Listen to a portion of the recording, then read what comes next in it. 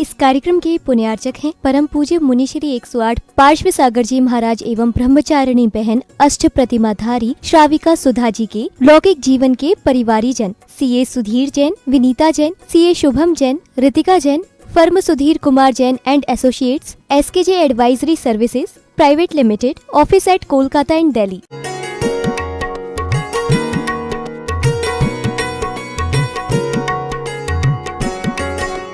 बिना मरे स्वर्ग मिलने वाला नहीं है। देखा जाए तो यही स्वर्ग है, यही नरक है। आप देखो हॉस्पिटल में कैसे कैसे कर्मों का फल भोग रहा है, कैसे कैसे अशाता कर्म उदय आ जाता है। 1 सेकंड में व्यक्ति बोलते बोलते मर जाता है। कोई समय का भरोसा नहीं है। हर शख्स को मौत ने घेरा है। तन के तरुवर पर 4 दिन का बसेरा है। समय से पहले संभल जाओ, नहीं तो 4 दिन की चांदनी फिर अंधेरी रात है। कैसे कैसे कांड लेकर के हमारे पास में, गुरु के पास में आते हैं, और कैसे दुखी दिन दरिद्री हो करके गुरु के पास में रोते हैं। जब कर्म करते तो हंसते हंसते कर्म करते हैं, और जब उदय में आता है तब रोता है। फिर कोई भी बचाने वाला नहीं है। इसलिए कर्म करते समय सावधान हो। करिष्यामि करिष्यामि करिष्यामि इति चिंत्या, मरिष्यामि मरिष्यामि मरिष्यामि इति विस्मृता। हमेशा सुबह से शाम तक करूँगा करूँगा, ये करना, वहाँ जाना वहाँ जाना, यही हमेशा चिंता चलती रहती है। परंतु मैं एक दिन मरूंगा, ये भूल बैठा है। मरण को याद रखो ताकि हमारा कदम कभी अशुभ में न जाए, कभी भी पाप क्रियाओं में न जाए। ये सावधान होकर हमें चलना चाहिए।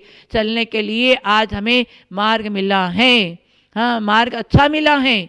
उस मार्ग को समझे। अभी समझा नहीं है, इतनी उम्र हो गई फिर भी समझ में नहीं आता है। बचपन, जवानी, बुढ़ापा, 3 पड़ाव मिला है, और बुढ़ापा में भी यदि नहीं समझे तो आपका अंतिम में मरण होगा, वो कुमरण होगा, और कुमरण के वजह से आप दुर्गति में चले जाएंगे। आज सुअवसर मिला है। समय कभी रुकने वाला नहीं है। हम चलते चलते थक जाएंगे, परंतु समय कभी थकता नहीं है और रुकता भी नहीं है। इसलिए महावीर भगवान ने अपने शिष्य इंद्रभूति को कहा, यदि समय को रोकना हो, समय को जानना पड़ेगा और प्रमाद रहित होकर क्रिया करनी पड़ेगी, तो आप समय को पकड़ सकते हैं। और उस समय को पकड़ करके, उस समय का सदुपयोग करके व्रत, नियम, संयम, त्याग, तपस्या, राग और वैराग्य को जान करके आप आगे बढ़ सकते हैं। इसलिए राग में कभी सुख मिला नहीं है, वैराग्य धारण करना ही पड़ेगा। राग आग सदा, ये हमेशा राग आग ही है। चाहे वो प्रशस्त राग हो, चाहे अप्रशस्त राग, राग आपको संसार में ही भटकाएगा। एक लोहे की बेड़ी है और एक सोने की बेड़ी है। बेड़ी बांध के ही रखेगा। आप मन चाहे वहाँ जा नहीं सकते हैं। लोहे की बेड़ी हो या सोने की बेड़ी, एक पाप कर्म है, एक पुण्य कर्म है। कर्म जब तक आत्मा के ऊपर लगा हुआ है तो भव भ्रमण करते रहेंगे। कर्म से परे होने के लिए आज हमारे जिन मंदिरों में ये माध्यम है, जिन प्रतिमा, इन माध्यम को लेकर के हम अपने परिणाम को विशुद्ध कर सकते हैं, परिणामों को बदल सकते हैं, परिणामों को सुधारना है। बाकी तो पर्याय, परिवार, परिग्रह में कहीं सुख शांति मिला नहीं है और मिलने वाला भी नहीं है। इसलिए अपने भावों को शुद्ध करना। भाव से ही भंगी है, भाव से ही भक्त हैं, और अंत में भाव से ही भगवान हैं।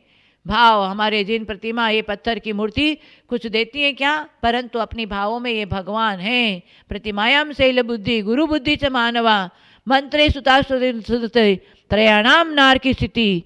आचार्य नीतिकार ने बहुत अच्छा बताया। कई लोग ऐसे बोलते हैं, प्रतिमा, ये पत्थर की मूर्ति क्या देगी, मंदिर में क्यों जाना।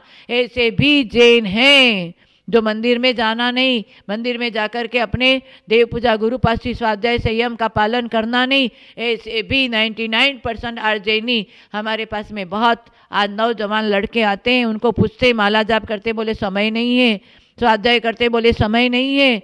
हाँ, स्वाध्याय के लिए नो टाइम, माला जप करने के लिए नो टाइम, और अपने परिवार को पालन करने के लिए मोर टाइम। ये परिवार जो साथ में जाने वाला नहीं, ये पुद्गल जो साथ में जाने वाला नहीं, उसके पीछे हम एक माला भी जाप नहीं करते हैं और अपने समय का दुरुपयोग करते हैं। तो ऐसे जो अपने इन भगवान को पाषाण की पत्थर की मूर्ति समझता है और गुरुओं को, निर्ग्रंथ गुरु को सामान्य मनुष्य समझता है और जिनवाणी के अक्षर को न्यूज़पेपर का अक्षर समझता है, ऐसे भी आज अभव्य जीव, ऐसे ही मिथ्या दृष्टि जीव उनको हमेशा भाव भ्रमण करते रहेंगे। त्रयाणाम नार की स्थिति, ऐसे भाव करने वाले हमेशा नरक गति में ही जाएगा और नरक से बचाने वाला कोई नहीं है। पूर्ण आयु वहाँ पर भोगना पड़ेगा। मनुष्य आयु में, तिरंज आयु में अकाल मृत्यु हो सकती है। उस नरक में ही बोलता मैंने एक पाप किया, यह स्थान में आ गया। और पशु पक्षी भी बोलता मैंने मनुष्य होकर के जो कुछ पाप किया, इसलिए इस पर्याय मेरे को दुख भोगना पड़ रहा है। समझे, ऐसा हाँ हाँ करके दुख भोगता है उस पर्याय में, समझे। लेकिन यहाँ कुछ पाप का उद्देश्य दुख होता है। इसमें क्या आचार्य ने बोला, तुम मानव पर्याय में है, तुम दुख से बच सकते हो, समझे। तुम पाप कार्य छोड़ के भाव शुभ करके पाप को भी पुण्य रूप संक्रमण कर सकते हो, समझे। हरे मैं पारा मेरा पाप को दे, मेरे पाप को दे, ऐसा बोट करके ऐसा बोट करके चिंता करते रहने से और पाप बढ़ेगा। ये चिंता मत करो।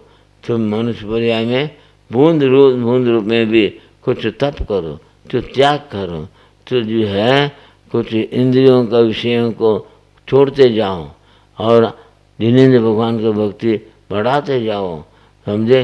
भगवान की भक्ति बढ़ाते जाओ। तुम कोई भी मत वाला, कोई पंथ वाला हो, सभी भगवान को मानने वाले किसी रूप में भगवान मानते हैं, किसी भगवान प्रकार से ईश्वर मानते हैं। ईश्वर का भक्ति करने वाले आप लोग, भक्ति करने वाले भाव अशुभ होने नहीं देना। कषाय का भाव छोड़ो, समझे। कोई तुम्हारे साथ आया है, न कोई तुम्हारे साथ जाने वाला। अकेला आया है, अकेला जाएगा। तुम्हारा पुण्य कर्म हो जाए, तुमको अच्छे कर्म मिला, अच्छे संगति मिला। लेकिन जब पाप कर्म हो जाए तो खोटे संगति मिला। खोटे लोगों की संगति में खोटे कर्म करने लगेगा। तो भी अगर कुछ आत्मा का ज्ञान है, आत्मा का कल्याण की भावना है, तुम जो है बूंद रूप में अपने जीवन में विषय कषायों को त्याग करते जाओ और भय अवक्ष का त्याग करते जाओ। एक दिन बूंद मिल करके घड़ा भर जाएगा। घड़ा भरना निश्चित है। वैसे मेरे जीवन में भी मैं को अगर बूंद रूप में तप त्याग संयम का पालन करते रहेंगे तो एक ही परिवार में पाप करने वालों के संगति में भी मैं पुण्य करके निकल सकता हूँ, ये विश्वास करो। जैसे देख लो, रावण ने पाप किया, मंडोदरी के बात को भी नहीं माना, विभीषण के बात को भी नहीं माना, सीता को नहीं छोड़ा। इस पर सम्यक दर्शन में आचरण करने वालों में भी कुछ न कुछ दोष बना रहेगा, क्योंकि एक काल का प्रभाव है। इस काल में मोक्ष नहीं है, स्वर्ग है। ऐसा क्यों बोला? उत्तम समान वाले का अभाव है, चर्म शरीर का अभाव है, केवली का अभाव है। ऐसे इस पंचम काल में भी हम पंचम काल अंत्य तक आचार्य कहते हैं, भरे दुस्सम काले धम्मज्ञानम हवेशा उत्साह तम पसावट दे नहु मन्ने सोहु अन्नाने। क्या बोलते? इस भरत भरे दुस्सम काले धम्मज्ञानम, इस भरत क्षेत्र में दुस्सम काल पंचम काल में भी क्या है? धम्मज्ञान, धर्म ध्यान करने वाले साधु सावक रहेगा, समझे। ये तम पसावट दे, आत्मा का चिंतन करने वाले साधु सावक भी सम्यक दृष्टि भी रहेगा। उपशम शेषम सम्यक दृष्टि भी पंचम काल अंत तक रहेगा। इस विश्वास करके वो अच्छे लोगों को, अच्छे श्रावकों को, श्रमणों को ढूंढ करके तू अपना कल्याण कर सकता। पाप को उदय क्या होगा ये चिंता मत करो। पाप का उदय को भी पुण्य संक्रमण करने के अभी समय है पंचम काल में, छठम काल में नहीं है। अभी ये काल में अपना भाव बदल सकते हैं। इसका कोई मैं नहीं मानता। थोड़ा धन के अहंकार में आकर के पंडिताई पंडित कुछ आगम का ज्ञान के अहंकार रखे, तपस्वी कुछ तपस्या के अहंकार से मुँह ममता में पड़े रहेगा, विषय भोग में पड़े रहेगा, तो उसके लिए धर्म का फल नहीं मिलेगा। जो निरहंकारी हो, निर्मोही हो, उसको ही थोड़ा बूंद बूंद आचरण करते रहने से उसका निरहंकार भाव से, निर्ममत भाव से, लघुता के कारण उसको आज भी स्वर्ग है, आज भी इस पंचम काल में नरगति से, पशुगति से बच सकता है। समझे, आत्मा का थोड़ा अनुभव कर सकता है। परम शांति है तो केवल ज्ञान प्राप्ति नहीं है, लेकिन जो है आत्मा का कुछ शांति जरूर मिलेगा। जो विषय भोगी वासना वाले को रोगी, भोगी को रोगी बनना पड़ता है, वो तो रोग से हॉस्पिटल में मरना पड़ता है। इससे तो अच्छा एक दिन उपवास करना, एक दिन एकासन करना, अपने इंद्रियों का दमन करना, ये श्रेष्ठ है। इसलिए भाई इस काल में त्यागियों की संगति से को त्याग करने की भावना होती है, भोगियों की संगति से भोग करने की भावना होती है। क्योंकि भोग की इच्छा वाले ज़्यादा हैं, त्याग की इच्छा वाले, त्याग करने वाले विरले हैं। इसलिए हम विरले संगति में रहना अच्छा, बहु संख्या में जाना अच्छा नहीं है। बहु संख्या की इच्छा करना भी नहीं, हमारे परिणाम को संभालना चाहिए। आत्मानुशासन में गुणभद्राचार्य ने कहा, परिणाममेव कारणमावो खलु पुण्य पापयो प्राज्ञा तस्मा पापा पचया पुण्योपचेष्ट सुवेद। कहते हैं हे श्रावक, हे साधु, तेरे परिणाम से पुण्य है, तेरे परिणाम से पाप है। तू क्या करना, जिससे पाप होता ऐसे संगति में नहीं बैठना, ऐसे संगति में नहीं बैठना जिससे परिणाम खराब होता है। ऐसे संगति बच के रहना, ऐसे तेरे परिणाम से पाप होता, ऐसे अशुभ भाव होने नहीं देना। तेरे पढ़ने से पुण्य होता है, तेरे भाव अच्छा है, और तू जंगल में बैठो, कमरे में बैठो, ट्रेन में बैठो, प्लेन में बैठो, वहाँ भी अगर भाव तेरा अच्छा, वही पुण्य हो गया। पूजा कर रहे हैं, भक्ति कर रहे हैं, वहाँ भी कसाय भाव से पूजा कर रहे, भक्ति कर रहे हैं, वो दबे चढ़ाना बेकार है। दबे समझे, वो दबे बेकार है, समझे।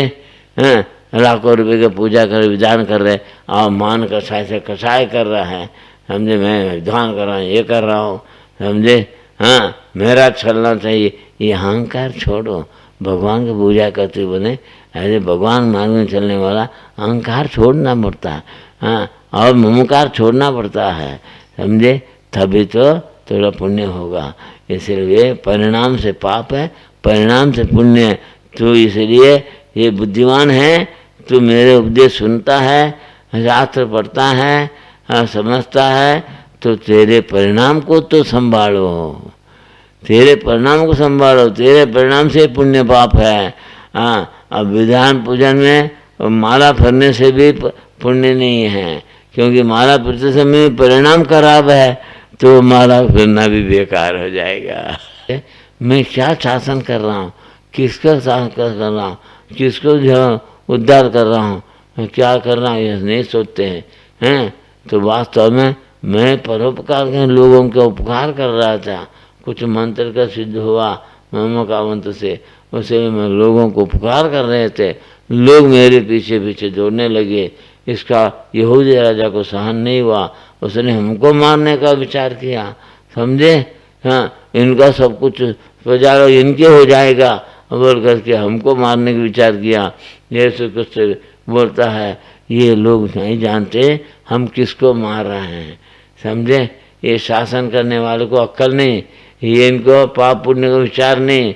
ये शासन करने वाले भी दुर्गति का, शासन करने वाले को दुर्गति का डर नहीं, पाप पुण्य नहीं समझते हैं, समझे। ऐसा शासन करने वालों को क्या कर सकते हैं।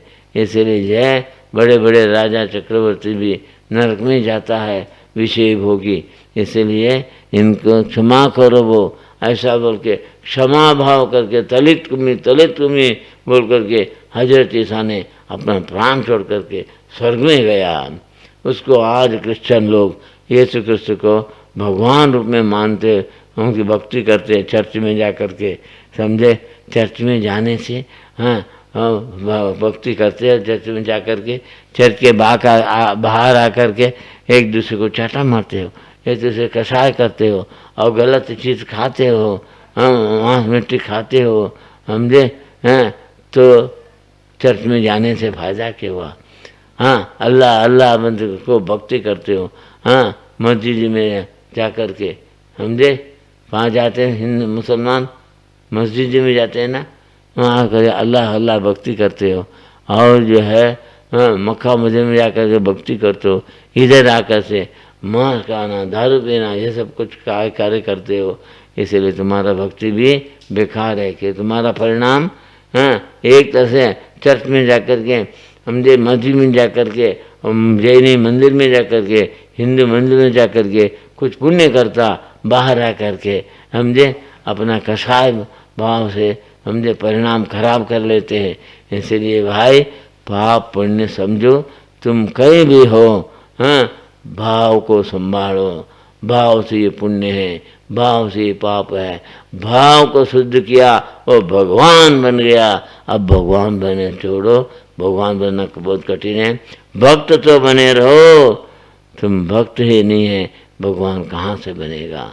इसलिए चर्च में जाओ और मस्जिद में जाओ, लेकिन जो कुछ भाव तुम्हारा अच्छा हुआ वो भाव मंदिर, चर्च में, चाहे जैन मंदिर में, हिंदू मंदिर में, बाहर भी सब लोगों के संगति में भी भाव को अच्छा रखना चाहिए। भाव को संभालने वाला एक दिन पाप से बचेगा और जो है दुर्गति से बचेगा, नरगति से, पशु गति से और मनुष्य गति में भी अनेकों रोग से बचेगा। राग ही रोग के कारण है। इसलिए जो है अभक्ष आदि का त्याग करो, संयम का पालन करो, सत्संग से बने रहो।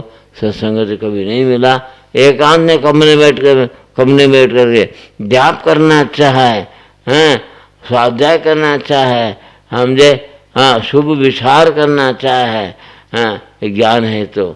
इसलिए भाई तो तुम्हारा आत्मा का परिणाम सुधारने के लिए मैं बोल रहा हूँ। परिणाम से पुण्य, परिणाम से पाप, परिणाम को संभालने वाला एक दिन परमात्मा बन सकता है। अभी कम से कम परमात्मा नहीं है तो स्वर्ग में जाने का कार्य कर सकते हैं। पंचम काल में नरक तिर्यंत गति से बच सकते हैं। ये तो मैं आपको समाधान करके विशेष नहीं बोलता हूँ, क्योंकि इस पंचम काल में आपका पेट की चिंता ज़्यादा है। इसलिए उसके साथ में थोड़ा सा पुण्य करने के लिए, शुभ भाव रखने के लिए मैं आपको सूचना दिया। आपने जीवन पुरुषार्थ करो, बूंद बूंद गिर करके घड़ा बन सकता है। बूंद रूप में तुम पुण्य कार्य करते रहो। ये तुम बोल करके विसर्जन करता हूँ। जय बोलो अहिंसा परमो धर्म की जय।